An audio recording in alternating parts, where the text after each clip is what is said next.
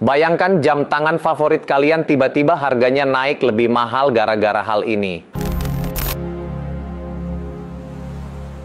Presiden Amerika Serikat baru saja mengeluarkan keputusan kontroversial yaitu tarif impor jam tangan mewah hingga 31% yang awalnya bertujuan untuk mendongkrak industri dalam negeri dan memberikan peringatan pada negara-negara yang dinilai bersaing tidak adil. Namun hal ini bukan sekedar masalah pajak biasa, ini serangan langsung ke jantung industri yang menghasilkan 22 miliar Swiss franc per tahun. Jam Swiss yang selama ini jadi primadona kelas atas, tiba-tiba dihadapkan pada pilihan mustahil. Naikkan harga dan kehilangan pembeli atau potong profit dan tekuk lutut. Bayangin, pasar Amerika itu adalah pasar terbesar kedua untuk jam tangan mewah setelah Cina. Kalau tarif segede itu diberlakukan, yang rugi siapa? Brandnya atau kita, para kolektor? Mari kita lihat dampaknya terhadap brand-brand besar seperti Rolex, sang raja jam tangan, diperkirakan akan kehilangan 400 juta dolar tahun ini akibat tarif ini. Tapi mereka punya senjata rahasia, waiting list panjang yang siap membayar berapapun. Tapi meskipun begitu, mereka tetap harus memikir cara lain untuk mengatasi situasi ini. Lain cerita dengan Patek Philippe yang 20-30% pasarnya di Amerika Serikat, mereka terpaksa memperketat alokasi produk ke Amerika.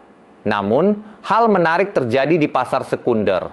Harga Audemars Piguet Royal Oak di Grey Market malah meroket 15% karena pemburu jam takut stok baru akan susah didapat. Ini jadi fenomena langka di mana kebijakan pemerintah justru memompa pasar gelap.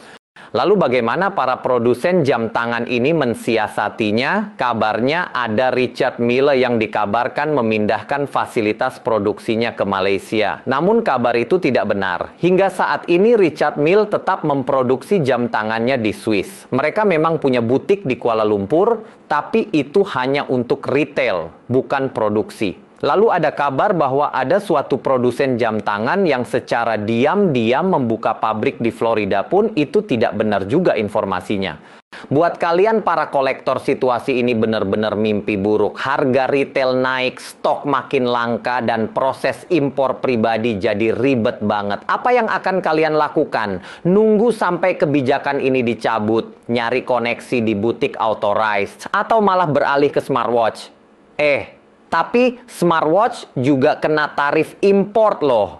Gimana menurut kalian? Coba komen di bawah. Brand apa yang menurut kalian paling tahan banting dan akan survive dengan tarif ini? Dan untuk kalian yang masih stay menonton sampai selesai, jangan lupa klik like, subscribe, dan nyalakan loncengnya. Agar kalian tidak ketinggalan informasi menarik lainnya seputar jam tangan keren dan mewah lainnya. Kita bertemu lagi di video berikutnya. See you, bye-bye.